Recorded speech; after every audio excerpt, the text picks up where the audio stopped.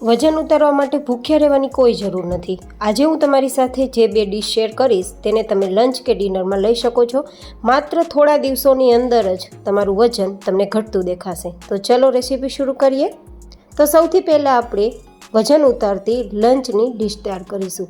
તમે આ ડિશને ડિનરમાં પણ લઈ શકો છો, પણ મેં આ ડિશને લંચ માટે પ્રિફર કરી છે। તો સૌથી પહેલાં આપણે લસણ ડુંગળીના ઉપયોગ વગર વેરાયટી તૈયાર કરવા માટે લગભગ એક નાની જે કોબી હોય છે તેને રફલી ચોપ કરી અને પછી ચોપરમાં નાનું સમારી લીધું છે। તમે અહીંયા ખમણી પણ શકો છો અને નાનું સમારી પણ શકો છો, ચોઈસ તમારી પાસે છે। હવે તેને એક્સ્ટ્રા વાસણમાં લઈ લેશું અને સાથે આપણે થોડા બીજા શાકભાજી છે તેને પણ ચોપ કરી લઈશું, જેમ કે ગાજર 1 નંગ જેટલું છે અને અહીંયા થોડા મરચાંના ટુકડા અને આદુનો ટુકડો। અહીંયા તમે કોઈ પણ બીજા શાકભાજીનો ઉપયોગ કરવો હોય જે તમારી પાસે અવેલેબલ હોય તેને પણ રફલી ચોપ કરી યુઝ કરી શકો છો, અથવા નાનું સમારીને પણ લઈ શકો છો, જેમ કે દૂધી પણ ઉમેરી શકો છો।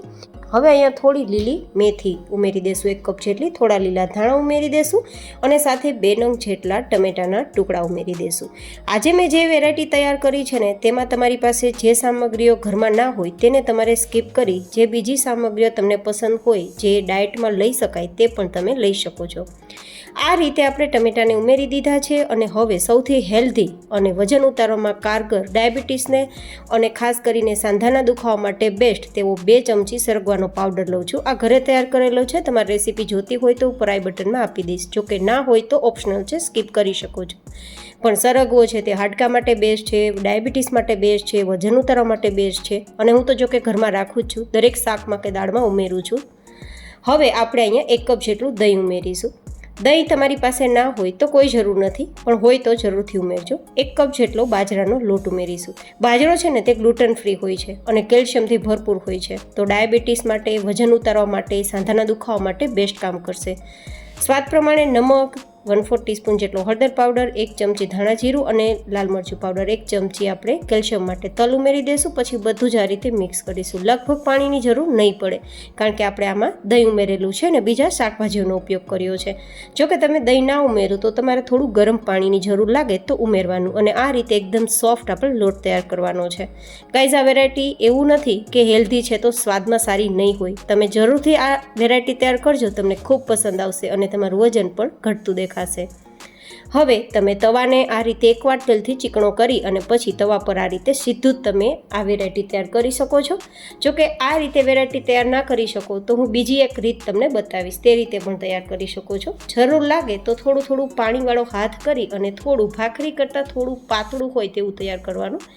જો કે તમે ના ઉથલાવી શકો તો સાઈઝ થોડી નાની પણ રાખવી। એકદમ ઓછા ઘી તેલમાં વાનગી તૈયાર થશે અને બાજરાનો લોટ આપણા સ્વાસ્થ્ય માટે ખૂબ જ સારું પોષણ આપતું હોય છે, તો મેં એ રીતે વેરાયટી તૈયાર કરી છે। બીજી રીત છે કાગળ કે પછી પોલિથીન બેગને તમારે આ રીતે રાખવાની છે। મેં બટર પેપર લીધું છે, તેના ઉપર તમે આ રીતે થપથપાવી અને વાનગી તૈયાર કરી શકો છો। બંને રીતે તમે કરી શકો તૈયાર, મેં તમને બંને રીત બતાવી છે। હવે એકદમ મીડિયમ ગરમ તવા પર મીડિયમ ગેસની ફ્લેમ પર બંને સાઈડ આપણે જરૂર લાગે તેમ ઘી તેલનો ઉપયોગ કરશું અને ગોલ્ડન કલર પર આવે ત્યાં સુધી શેકી લઈશું।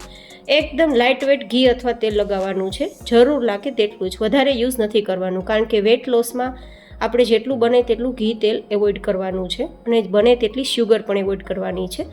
તો તમે થોડા જ દિવસો માટે આ વાનગીઓ ખાવાનું પ્રિફર કરશો તો તમે જોશો કે તમારું વેટ ઘણું બધું લોસ થઈ ગયું છે।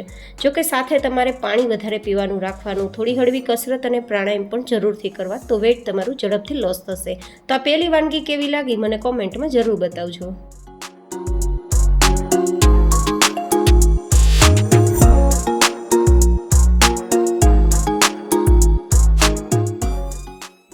હવે આપણે તૈયાર કરીશું વજન ઉતારતી ડિનર રેસીપી। જો કે આ રેસીપીને બપોરના સમયે પણ લઈ શકો છો, મેં તો જો કે તમને સાંજ માટે પ્રિફર કરી છે। તો 1 કપ જેટલો બાજરો લેશું।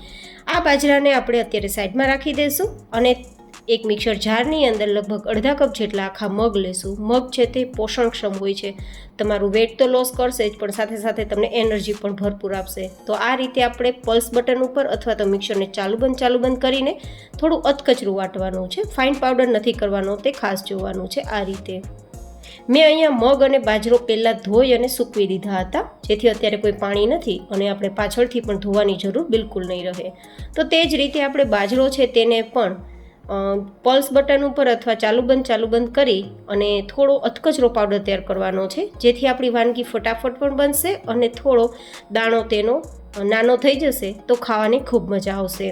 જોકે તમે આખા બાજરાના દાણાનો ઉપયોગ કરી શકો છો, પણ તો તમારે ઓવરનાઇટ તેને પહેલાં પલાળવાનો રહેશે ને પછી આ પ્રોસેસ કરવાની રહેશે. તો તમારે ફટાફટ તૈયાર કરવું હોય તો આ રીત બેસ્ટ છે. હવે આ બંને સામગ્રીને આપણે કુકરમાં ઉમેરી દઈશું અને પછી તેની અંદર લગભગ આપણે 3 કપ જેટલું એટલે કે 3 ગણું પાણી ઉમેરીશું. સ્વાદ પ્રમાણે સેંધા નમક, 1/4 ટીસ્પૂન જેટલો આપણે હળદર પાવડર અને 1 ચમચી આ રીતે સાઈડમાં ઘી લગાવી દઈશું, જેથી કુકર ઉભરાય નહીં અને ખરાબ થાય નહીં અને ખીચડીના દાણા પણ એકદમ છૂટા રહે. તો હવે આ રીતે એક ઉફાણ આવે ત્યાં સુધી ઉકળવા દેવાનું છે અને પછી ઢક્કણ ઢાંકી અને એકદમ મીડિયમ ગેસની ફ્લેમ પર 4 વિસલ સુધી કૂક કરવાનું છે. આપણે બાજરાના દાણા અધકચરા વાટ્યા છે ને, તો 4 વિસલની અંદર બાજરો સરસ બફાઈ જશે. એ વિસલ થાય ત્યાં સુધીમાં 2 ગ્લાસ જેટલું પાણી ગરમ કરી તેમાં અમુક શાકભાજી જેમ કે મકાઈના દાણા 1 કપ જેટલા, અડધા કપ જેટલા વટાણા, અડધા કપ જેટલા ગાજરના ટુકડા અને થોડા વાલના દાણા ઉમેરી દઈશું. અહીંયા શાકભાજી તમને પસંદ હોય, ઘરમાં હોય તે લઈ શકો છો અને આપણે ઓછા ઘી તેલનો ઉપયોગ કરવો પડે ને તેના માટે આ રીતે આપણે પાણીમાં બાફી લઈશું. 2 મિનિટમાં બધા શાકભાજી સોફ્ટ થઈ જશે. માત્ર સોફ્ટ જ કરવાના છે. તો આ રીતે એકવાર ચેક કરી લેવાના, કોઈ પણ દાણા કાચા ના રહેવા જોઈએ. સોફ્ટ થઈ જાય તો પછી તેને પાણીમાંથી બહાર કાઢી લેવાનું છે. ગાઈઝ, તમે આ 2 વાનગી બપોરે કે સાંજે થોડા દિવસો માટે કન્ટિન્યુ ઉપયોગમાં લેશો ને તો તમારા કોઈ પણ પ્રકારના શરીરના દુખાવા દૂર થશે, કારણ કે કેલ્શિયમથી ભરપૂર છે અને તમારું ડાયાબિટીસ પણ કંટ્રોલમાં રહેશે, સાથે વજન પણ કંટ્રોલમાં રહેશે અને તમને શક્તિ એટલી ભરપૂર મળશે કે વાત ના પૂછો. તો હવે આપણે 4 સીટી પછી આપણી ખીચડી એટલે કે આપણા બાજરાના દાણા સરસ કૂક થઈ ગયા છે. તો હવે એકવાર આપણે તેને તડકો લગાવી દઈએ, જેથી એકદમ વેરાયટી હેલ્ધીની સાથે ટેસ્ટી પણ બની જાય. તો 1 ચમચી ઘીને ગરમ કર્યું છે. તમે તેલનો ઉપયોગ કરી શકો છો, પણ ઘી હેલ્ધી ઓપ્શન છે.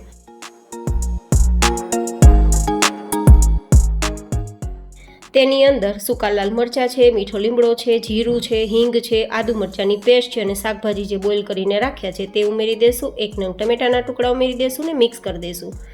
અહીંયા તમે લસણ ડુંગળીનો ઉપયોગ કરવો હોય તો કરી શકો છો. હવે થોડી 1-2 મિનિટ કૂક કરીશું ઢાંકીને ધીમા ગેસની ફ્લેમ પર.